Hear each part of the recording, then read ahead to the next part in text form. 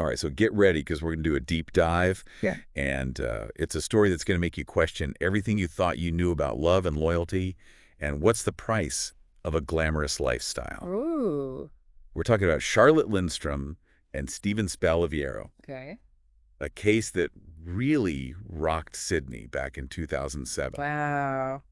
Imagine this. You've got a young Swedish model, Okay. a millionaire businessman, Mm-hmm.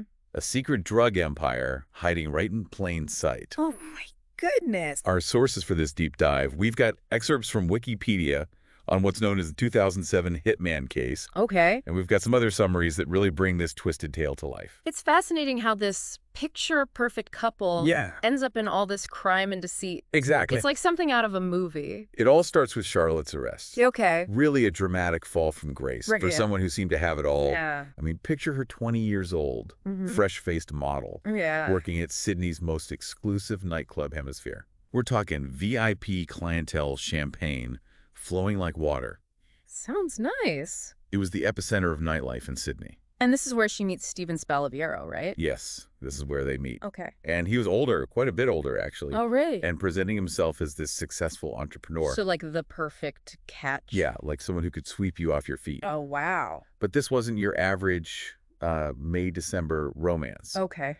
This was very calculated on Spaliviero's part. Oh. A way to draw Charlotte into his world. Oh, so she's being used? Absolutely, to solidify his control over her. Wow, that's awful. That's what makes this case so interesting. Yeah. It's not just about the drugs and the crimes. Right. It's about this psychological manipulation. Oh, that's so interesting. How did Charlotte, this independent young woman, Mm-hmm. become so entangled in this web of deceit?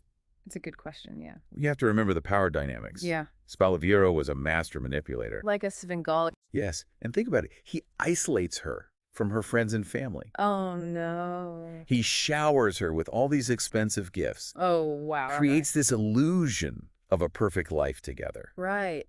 Those are classic tactics used by abusers Yeah, they are. to gain control. Yeah, for sure. And it worked, So she fell for it. at least for a while. Okay. Charlotte was completely enamored. Yeah. She was living the high life, Wow. blinded by the glitz and the glamour of it all. It's easy to get sucked in. But that facade came crashing down in 2007 when the police raided a property What? and they uncovered a sophisticated ecstasy lab worth a staggering $127 million. Oh, my God. This wasn't just some small-time operation. So this is like industrial scale. Industrial scale. Yeah. This lab was capable of churning out massive quantities of ecstasy, Wow. potentially flooding the streets, Oh, wow. not only Sydney, but beyond. That's scary. It's unbelievable to think that this was happening I know. right under everyone's noses. Spaliviero, this supposed businessman, Right. was actually a major player in the Australian drug trade. How did he keep it hidden for so long? That's a good question. You would think somebody would notice. This level of sophistication requires a lot connections, Mhm. resources, Yeah. and a really carefully cultivated network of enablers. Like he had to have help, right? Oh, he had help for sure. This wasn't a one-man show. No way. So Spaliviero's arrested, the drug empire is exposed, Right. and you think that's the end of the story? You would think so. Wrong. Oh, no. This is where things take an even darker turn, Oh, boy. because now he's facing serious jail time, Okay. and he's desperate. Yeah.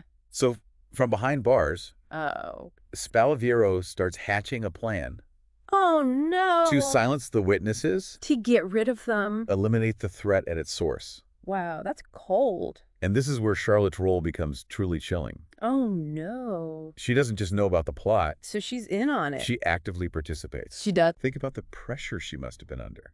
Yeah, like her whole world is falling apart. Her whole world, the life she'd become accustomed to, it was crumbling around her. And it's all his fault. Spaliviero was likely preying on her fear, her loyalty, and her desperation to maintain that lifestyle. That's awful. And it's not just passive participation. Oh. Police surveillance reveals she's meeting with an undercover officer posing as a hitman. What? So different from that carefree young model. Right. Now she's entangled in this conspiracy to murder. Wow. Remember that phrase she uses? No, what was it? Taken to the cemetery? That's scary. Chilling, isn't it? Yeah. Because it shows this cold, calculated acceptance of violence. Right. A willingness to cross a line she never imagined. Yeah. I can't believe she said that. It's a jarring shift. Yeah. It is. And it sets the stage for this dramatic confrontation as the police with enough evidence to expose her involvement. Okay. They spring their trap and arrest Charlotte. Oh, wow. Now, don't forget the legal ramifications here. Oh. Conspiracy to murder, that's not something you just brush aside. Yeah. The act of planning and agreeing to commit murder, even if the act itself isn't carried out, is a very serious offense. For sure. So Charlotte's life, once filled with champagne and runway shows, Right. is now reduced to a cold, harsh jail cell. That's sad. Charlotte's decision to turn on Spaliviero, it's just wild. It really is. I mean, what were her motivations? Yeah. Was it an act of redemption or just a desperate attempt to, salvage what she could?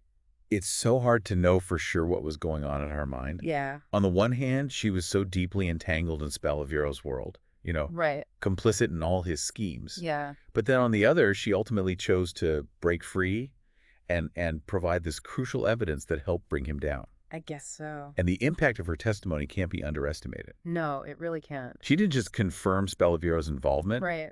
She provided all this detailed insight into how his operation worked. The network of associates, the methods of production and distribution. So valuable. Invaluable information for the authorities. So she really flipped the script. It's amazing how her cooperation just totally shifted the power dynamic. Yeah. She goes from being a pawn in his game Right. to holding the key to his downfall. Talk about a reversal of fortune. Like something out of Shakespeare. Exactly. And it really highlights the risks Spaliviero took by involving her so deeply. Yeah, He completely underestimated her. absolutely. Her ability to act independently and make her own choices that would ultimately seal his fate. So Spaliviero's behind bars. Okay. He's facing all these serious charges. Right. Charlotte is cooperating with the authorities. Okay. What happens next? Well, the legal proceedings are lengthy and complex. I bet. Separate trials for the drug charges and the conspiracy to murder charges. Okay. And the outcomes aren't necessarily what you'd expect. Really? So let's break it down. Okay. What about the drug charges? What's the verdict? Spaliviero is found guilty and sentenced to 16 years in prison. Wow, 16 years.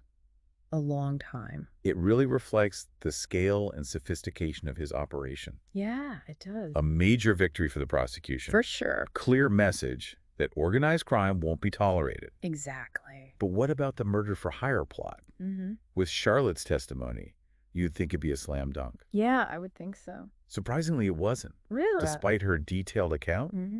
and the evidence from the police surveillance, Right. Spaliviero is acquitted of the charges. What? The jury wasn't convinced of his guilt beyond a reasonable doubt, Oh, wow. so he escapes the most serious consequences, He does. despite all the evidence against him. I can't believe it. It's a reminder that the legal system isn't always black and white. No, it's not. There are all these nuances, these legal technicalities, Yeah. and that burden of proof is hard to meet. It really is, especially in a case like this. What about Charlotte? What's her sentence?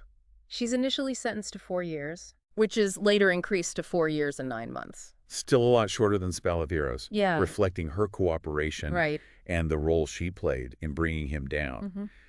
It's a stark contrast, though. Yeah. I mean, the mastermind, Mm-hmm. the one who plotted to silence witnesses, Yeah. ends up serving less time Just doesn't seem fair. than the young woman he manipulated and drew into his world. It's really not. Raises questions about fairness in the legal system. Yeah, for sure. But it also speaks to the complexities of Charlotte's situation. Right. I mean, she was both a victim and a perpetrator, Mm-hmm. someone who participated in criminal activity, Yeah.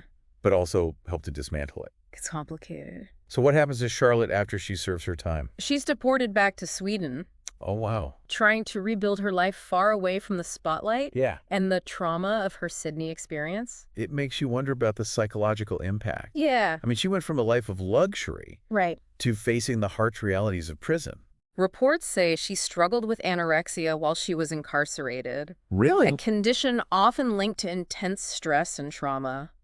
Makes sense. This wasn't just a legal ordeal, Yeah. it was a deeply personal one, one that undoubtedly left scars. Meanwhile, Spaliviero, Yes. despite his conviction Girl, and girl. imprisonment, Mm. seems to have a very different approach to his past. Oh, really? After serving 11 years, Okay. he's granted parole in 2017. Okay. And rather than shying away from his past, So he's not hiding. he embraces it. Wow. He publishes a tell-all book called Narco X, You're king. detailing his exploits Oh, wow. and his relationship with Charlotte. He's really trying to capitalize on all this. It seems that way. Turning his criminal past into a source of income. And attention. It's a stark contrast to Charlotte's desire for privacy. Completely opposite. It really shows their different personalities Yeah. and their different approaches to dealing with the consequences of their actions. Spaliviero seems to revel in the attention, He does? while Charlotte seeks to fade into the background. Yeah, she wants to move on. But even though their paths diverge, Yeah. they'll always be linked by this shared experience. Yeah, it's true. They're both marked by the choices they made, Mhm. the consequences they faced, Right. and this lasting legacy of this captivating true crime saga. And it's a saga that continues to fascinate people. As we wrap up this deep dive, I keep coming back to that same question. Yeah. Was Charlotte a victim, manipulated by this criminal mastermind, or did she willingly participate? I know, it's the question that just lingers. It really does. And it's what makes this case so fascinating. Absolutely. There's no easy answer, Nope. no clear-cut villain or victim, Right. just shades of gray. It's messy. So let's rewind a bit. Okay. Think about Charlotte's position. Okay. Arriving in Sydney, Mm. young woman from a different country, Yeah. drawn to the allure of this glamorous life. The excitement. Then she meets Spaliviero. Right. Older, wealthy, Yeah. seemingly successful, The whole package. showers her with attention Yeah. and all the trappings of luxury, Spoiled her. ripe for manipulation. Absolutely. I mean, Spaliviero, with his experience and his resources, Yeah. he was so good at creating this illusion, Right. a world where Charlotte felt special, desired, and financially secure. It's classic.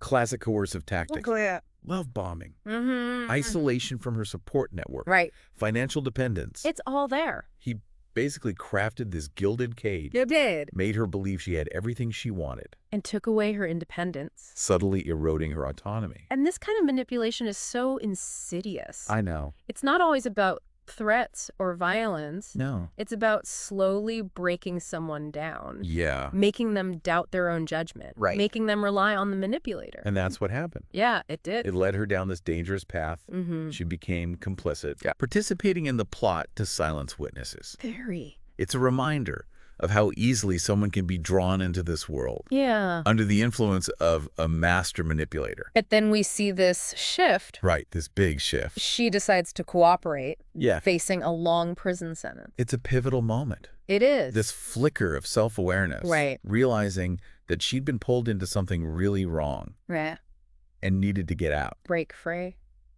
But it makes you question her remorse. Yeah. Was it genuine? Right. Was she really sorry? Or was this all a calculated move Maybe. to save herself? Get a lighter sentence. We can only speculate. Yeah. It's a complex moral dilemma. It really is. And in the end, it's up to each of us to look at the evidence Right. and decide what we think about her motivations. But her cooperation had a huge impact. It did. This wasn't just about revenge. No. She gave them incredible information I know. about Spaliviero's network, Yeah. led to arrests, a major criminal enterprise disrupted. Whether it was guilt or pragmatism, It doesn't matter. her actions had real consequences. They did. They may have saved lives. Absolutely. And protected so many people from the harm of drug trafficking. That's the thing. It really complicates how we see Charlotte, Yeah. victim, Mm, perpetrator. both Maybe both. caught in this web. Yeah.